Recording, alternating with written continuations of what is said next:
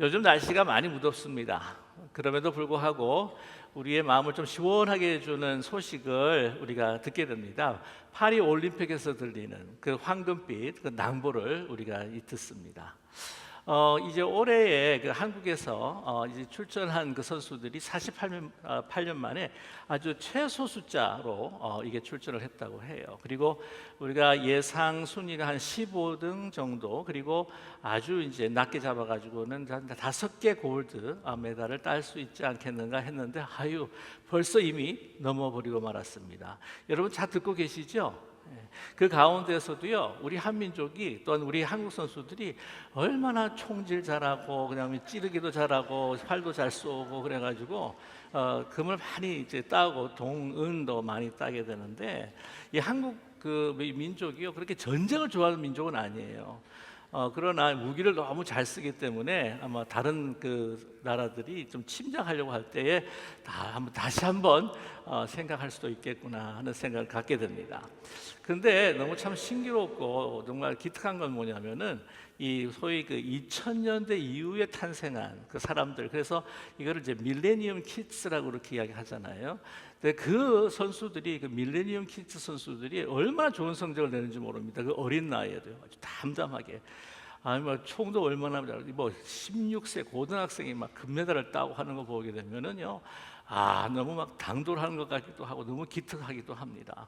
근데 뭐 아주 침착해요, 그 나이에도. 그래서 막 목표를 향해서 그냥 아주 흔들림 없이, 양궁 선수들 같은 경우에는 다른 선수들과 닿지 않게 뭐 왜 그렇게 벌들이 이렇게 붙어 다니는지, 그럼에도 불구하고 그냥 목표를 향하여 뭐 이것저것 보지 않고 오직 그 목표 표대를 보고 그냥 쏘는데, 화살을 당기는데 아주 참 너무나 자랑스럽습니다. 그래서 이 메달의 깊은 소식들을 이제 듣게 되는데, 좀 한 가지 미안한 게 있어요. 왜냐하면은 저는 이제 아메리칸 시티즌십이 있는 사람입니다.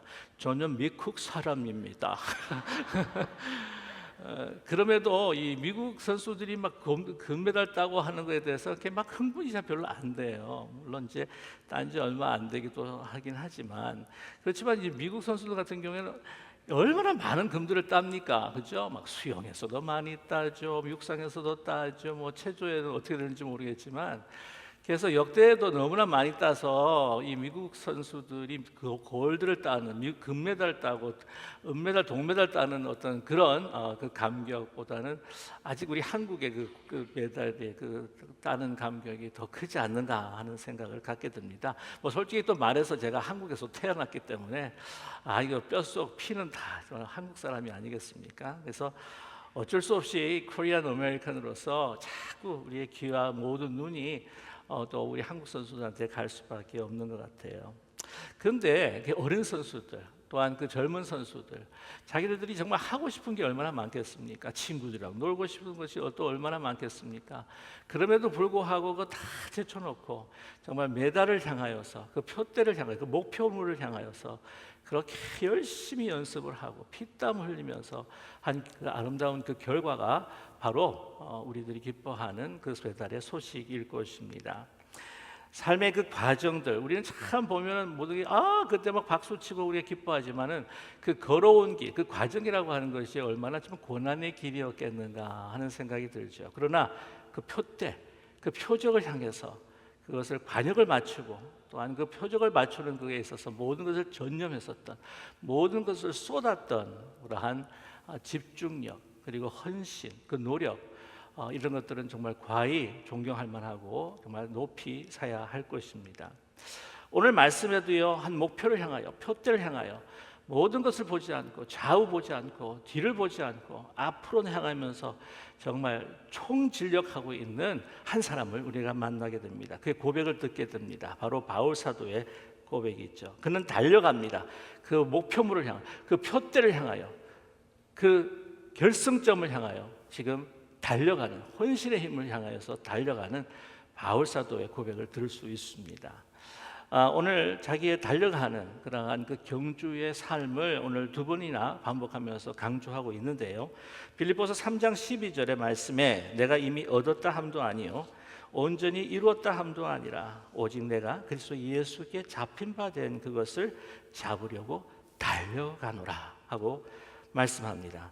빌립보서 3장 14절에도요. 표대를 향하여 그리스도 예수 안에서 하나님이 위에서 부르신 부름의 상을 위하여 달려가노라 라고 이렇게 고백하고 있습니다.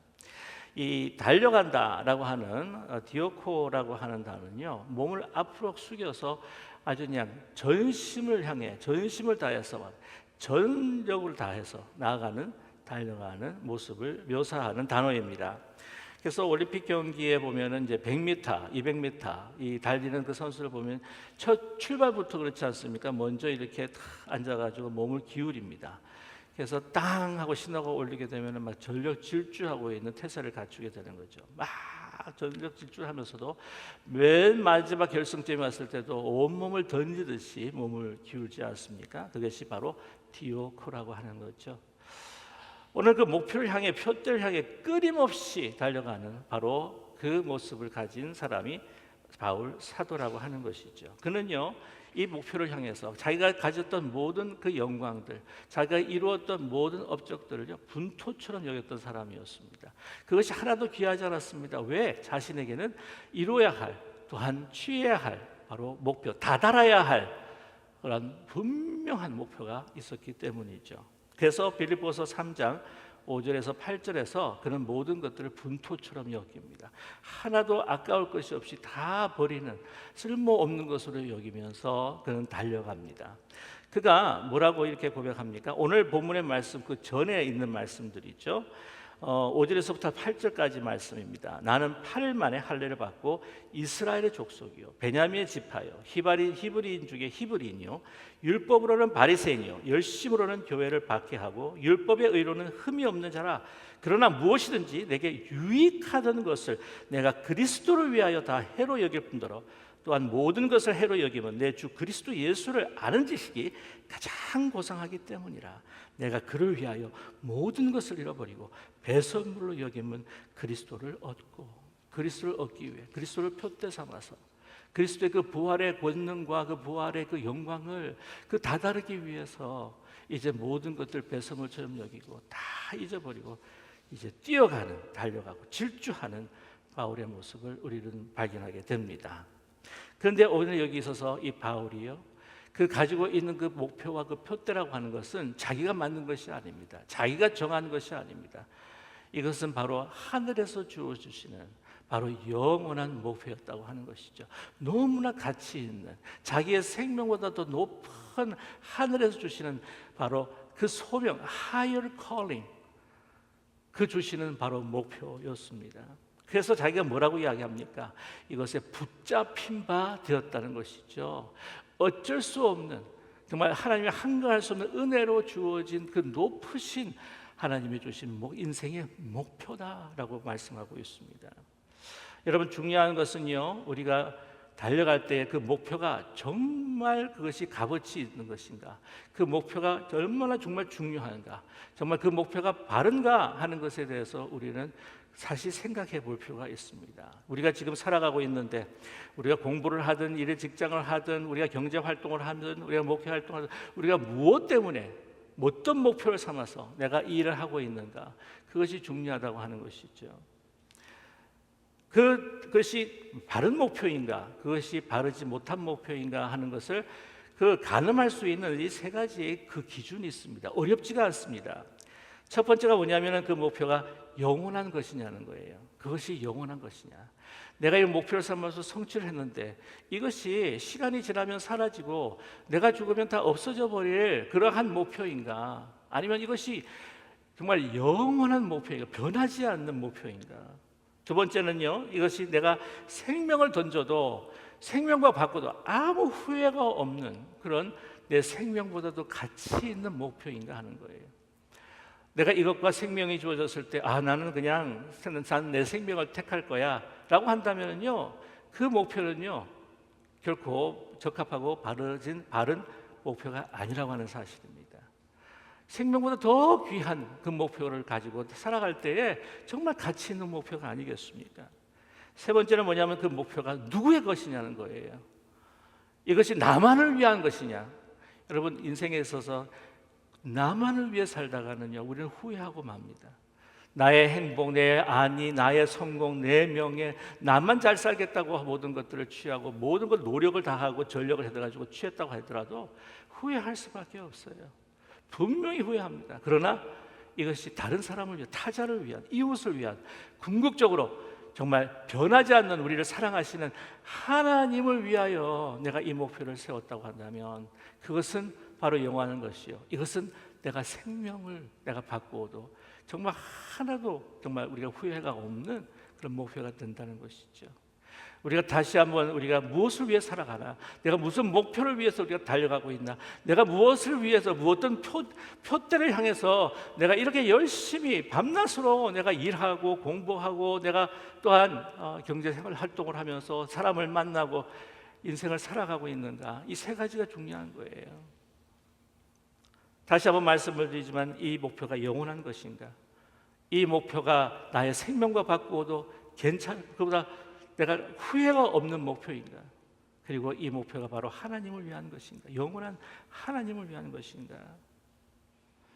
만약에 이 세 가지 것을 충족할 수만 있다면요, 그 사람은 최고의 행복한 사람, 정말 인생에서 가장 성공을 이룬 사람인 줄로 믿습니다. 과연 우리가 그 목표를 살아가고 있는가? 바로 바울은 그렇다는 거예요. 왜? 바울은요 오늘 분명히 말씀하고 있습니다. 그의 목표가 누구인가? 바로 그리스도입니다. 그 그리스도의 부활의 영광과 권능에 동참하기를 원했습니다. 그래서 그 모든 고난을 그냥 아주 아낌없이 자기 자신을 드리고 그것을 고난을 그냥 달게 받는 그런 바울의 그 신실한 모습을 우리는 보게 됩니다. 우리는 빌립보서 3장 10절과 11절에 그렇게 말씀하죠. 내가 그리스도와 그 부활의 권능과 그 고난에 참여함을 알고자 그의 죽으심을 본받아 어떻게 해든지 죽은 자 가운데서 부활에 이르러 하노니, 예수 그리스도를 표대 삼아서 예수 그리스도께서 나에게 주신 그 부활의 권능, 그 부활의 영광, 그것을 위해서 부활의 우리를 위한 예수 그리스도의 십자가의 고난에 내가 동참하면서 내가 그것을 잡으러 내가 달려간다라고 이렇게 고백하지 않습니까? 이것을 통해서 예수님께서는 그 십자가의 죽음을 통해서 예수님은 승리하셨습니다. 예수님께서요 이 땅에 오셔서 비전과 목표가 있었습니다. 분명한 표대가 있었습니다. 그것은 바로 십자가를 통해서 온 우리 인류를 구원하시는 것이었습니다. 조롱과 멸시를 마다하지 않으셨습니다. 십자가의 그 가시관의 고통과 그 못자국의 그 고통과 수치와 모멸을 다 감당하셨습니다. 왜? 그 어느 것보다, 자의 생명보다도 하나님의 말씀을 순종하고 또한 모든 인류를 구원하는 것이 자기의 생명을 드림보다 가치 있고, 이것은 바로 영원한 부활의 승리를 가져줄 수 있을 것이라고 하는 변하지 않는 목표를 향해서 그는 쭉 집어 그 모든 것을 만나지 않고 십자가로 걸어가셔서 매달리시고 승리하셨다고 하는 사실입니다. 그래서 우리가 구원받고 우리가 영생을 누리게 되는 것이 아닙니까? 그 영광을 누리겠다는 거예요. 그 목표를 붙잡겠다는 거죠. 그래서 그 향을 달려갑니다. 하나님의 그 뜻을 위해, 하나님의 영광을 위해, 하나님께 주신 그 higher calling 목표를 위해서 그렇게 살아갔던 올림픽 선수가 있어요. 올림픽 선수. 그는 파리 올림픽에 출전한 선수입니다. 여러분, 파리 올림픽, 이번 2024년도 파리 올림픽에 출전한 선수가 아니고요, 파리 올림픽이 100년 전에 또 한 번 열린 적이 있습니다. 여러분 기억하시나요? 그때 기억하시는 분이 많지 않을 거예요. 1924년에 열렸으니까. 파리 올림픽입니다. 근데 보면은 그냥 잠깐 참고로 말씀을 드리면요, 지금 우리 올림픽 2024년도 이 파리 올림픽이 정말 하나님 앞에 영광을 올리고 정말 그 부활의 그 기쁨들을 느끼는 어떤 그런 거룩함을 나타내는 것이 아니라 하나님의 거룩함을 맡아 완전히 가리고 사라지게 하고 그냥 모욕하는. 그럼 그때 지난주에도 말씀을 드렸지만은 막 그 예수님께서 그 하셨던 제자들과의 그 만찬, 레오나르도 다빈치의 그 걸작품, 그거를 완전히 희화하고 조롱해가지고는 막 드래그 퀸 나와가지고는 막 그 앞에 앉아가지고 막 광란의 춤을 벌이고, 야, 그 세상에 아이들이, 그 온 세계 아이들이 보고 있는데, 여러분 그 아시나요? 그 장면에 대해서요 모슬렘권도요 막 화가 났습니다. 크리스찬 월드만 아니에요. 뭐냐면 이 코란 같은 경우에도 이 예수님이 메시아는 아니지만 하나님 보낸 선지자라고 믿고 있어요. 그러니까 막 이란도 그렇고 막 중동에 있는 그 뭐 모슬렘권도 그렇고 막 이 터키도 그렇고 막 난리가 난 겁니다. 모독했다고. 거룩한 하나님의 사람을 모독했다고. 아니. 근데 왜 이 파리 사람들이 이러는지, 프랑스 사람들이, 카톨릭 국가에 따른 프랑스 사람들이 왜 이러는지. 그런데요, 하나님의 영광을 드러내겠다고 이번에 이 주오 치안카라고 하는 브라질의 서퍼 선수가 올림픽 선수가 있어요. 그런데 그 메달 따는 것도 중요하지만 하나님의 영광을 드러내겠다고 자기 서퍼 보드에다가 한번 저서 선수인데 주오 치안카 자기 서퍼 보드에다가 예수님의 그림 사진들을 자기 그 브라질 국기와 함께 해서 자기가 플레이하면서 예수님께 영광을 돌리겠다고 했는데 올림픽 IOC에서 밴을 시켜버렸어요. 경고장을 날렸습니다. 그 그림을 금지한다고. 그 그려진 그 보드를 가지고 타면은 탈 수 없다고, 출전할 수가 없다 막아버린 거예요. 왜 그러냐 그랬더니 IOC에서는 이 모든 이 스포츠가 neutrality, 중립성을 위해서. 야, 죄송합니다. 제가 너무 화가 나가지고 이 방단에서도 이런 외람된 말씀. 중립성은 개코가 중립성이죠 사실. 이게 이해하고 들으세요. 너무 제가 화가 나서 그러는데. 아니 그 중립성을 취하면 그렇게 레오나르도 다빈치의 그 성만찬을 그렇게 희화화를 합니까? 아무튼 100년 전에 하나님께 모든 영광을 돌리면서 모든 세상 사람들이 정말 주목한 하나님의 플레이어, 하나님의 올림픽 선수가 있었습니다. 에릭 리델이라고 하는 분이죠. 에릭 리델. 사진 한번 보여주세요. 에릭 리델. 또 하나의 사진이 있는데 에릭 리델. 이분이 금메달리스트입니다. 제가 한번 설명을 해드릴게요. 에릭 리델은 1902년 중국 텐진에서 스코틀랜드 선교사님 부모님에서 태어났습니다. 그래서 5살 때 때에 영국으로 이제 이주를 하게 돼요. 부모님을 따라서. 근데 나중에 이제 영국의 육상 선수가 되는데 1924년 파리 올림픽에 출전합니다. 100m 선수로 출전을 하는 게 주종목이기 때문에 그때 당시 세계 최고 기록을 가지고 있었어요. 그래서 다른 사람들이 100m에 뛰면 금메달은 당상이다 그렇게 생각했습니다. 그런데 참전을 하는 가운데 경기 일정을 확인을 하면서 이 에릭 리델 선수가 불참합니다. 왜냐? 예선전, 100m 예선전이 주일날에 있었기 때문입니다. 그 난리가 난 거예요. 영국 선수단이. 어떻게 그걸 불참할 수가 있느냐? 그래가지고 막 영국 미디어에서 떠들고, 심지어는 그 영국의 왕실의 황태자가 찾아와가지고 막 설득을 합니다. 그래서 그런데 에릭 리델 선수는요, 아닙니다. 이 주일은 하나님께 속한 것입니다. 이것이 하나님의 법입니다. 저는 하나님의 법을 따를 수밖에 없습니다. 강력하게 거부합니다. 그래서 그날 그 주일에 그 파리에 있는 스코틀랜드 장로교에 가서 예배를 드리며 간증을 합니다. 거기에서 막 이 영국 국민들은 화가 난 거예요. 미디어도 막 꽉 막힌 신앙인, 조국의 명예를 막 등진 위선자 막 비난을 하는 거예요. 근데 인간적으로 보면 한 생각해보세요. 올림픽 출전을 위해서 그렇게 연습을 하고 훈련을 했는데 자진히 참가를 안 한다? 얼마나 아깝겠어요. 그런데도 자신의 그 신앙의 의지를 굽히지를 않습니다. 자, 그런데 이 뜻밖의 소식이 들려요. 400m에 한 사람이 미싱이 된 거예요. 나가지 않게 된 겁니다. 그래서 비교돼서 에릭 리델 선수가 이제 나가게 됩니다. 400m입니다. 본래는 보기엔 자기는 100m예요. 400m는 한 번도 자기가 경기에서 뛰어본 적이 없습니다. 근데 400m를 진짜 시작이 하는 거예요. 400m를 뜁니다. 그랬을 때에 달리고 또 달리고 달려서 그 결과가 어떻게 되느냐? 여러분, 결과가 여러분 아시죠? 금메달을 따게 됐습니다. 그럼 이렇게 고백합니다. 하나님께서 나를 하나님의 목적을 위해서 나를 만드셨다. 그런데 나에게 빨리 뛸 수 있는 은사를 주셨다. 그리고 내가 뛸 때 하나님께서는 기뻐하시는 것을 나는 느낄 수가 있었다. 그런데 또 이렇게 고백합니다. 400m잖아요.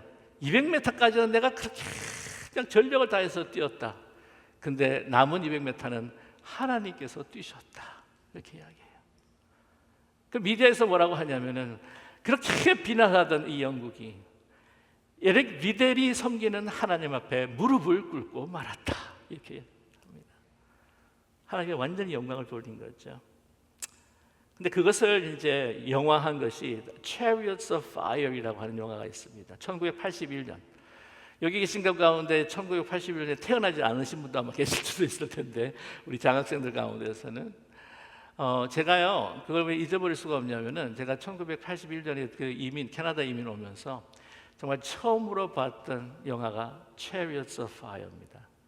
여러분 미국 이게 캐나다로 이민 오면서 참 여러분 가슴이 좀 왔긴 왔지만 답답하고 힘들 때가 있었지 않겠어요? 근데 그 영화를 보면서요 전 정말 많은 힘을 얻었습니다. 근데 이 Chariots of Fire 이게 아카데미 부분에서 4개 수상을 했고 반젤리스라고 하는 그 음악 영화 작곡가예요. 그의 아주 최대 걸작품이 바로 이 Chariots of Fire예요. 여러분께서 아마 들어보셨을 텐데 여러분 정말 감동 있는 이 영화 한번 오프닝을 한번 봐시기 바랍니다.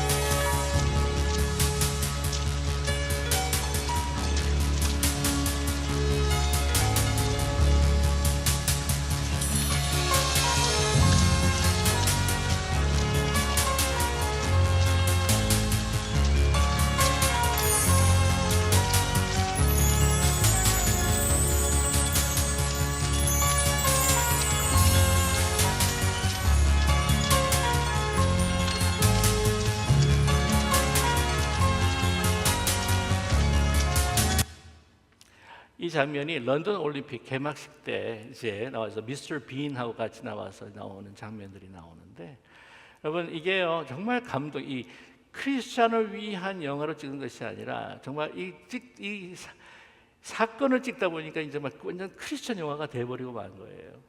한번 이거 코리안 그 랭귀지로 더빙이 된 것이 있는지 제가 계속 찾아보고 있는데 무료로 시청할 수 있는 것이 있는지 찾게 되면 이제 단톡방에 다 올리게 되면 여러분 다른 유튜브 보지 마시고 그거는 한번 제가 뭐 혹시 올려드리면 꼭 좀 보시기 바랍니다. 네, 다른 거 보지 말고 이런 것 좀 봐야 돼. 이런 것들을요.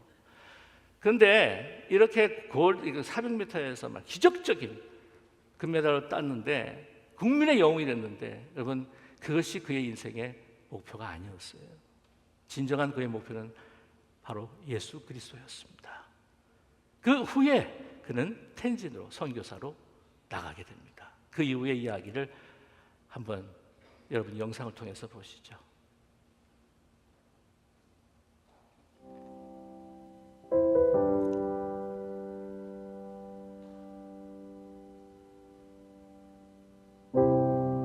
올림픽 이후 선수로서 얻을 수 있는 명예를 뒤로한 채 선교사의 길을 선택한 에릭.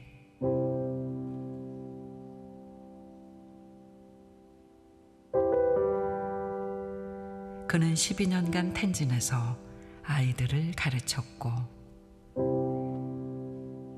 7년 동안은 산둥반도의 곳곳을 다니며 농촌마을 선교사로 살았습니다. 그러던 중 찾아온 2차 세계대전.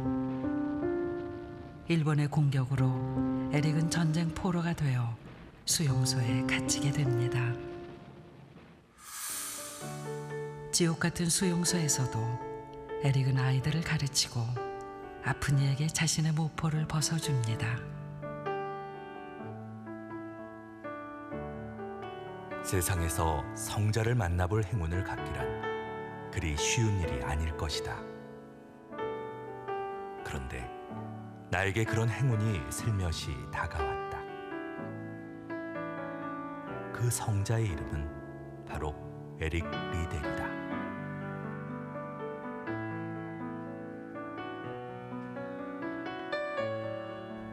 에릭은 수용소 내에서 가장 필요한 사람이었고 가장 사랑받는 사람이었습니다.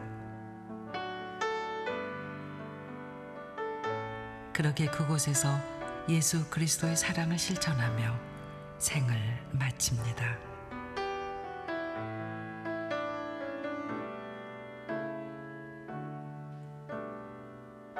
그에게 복음을 받은 사람들이 감옥 옆 작은 동산에 그를 안장했습니다.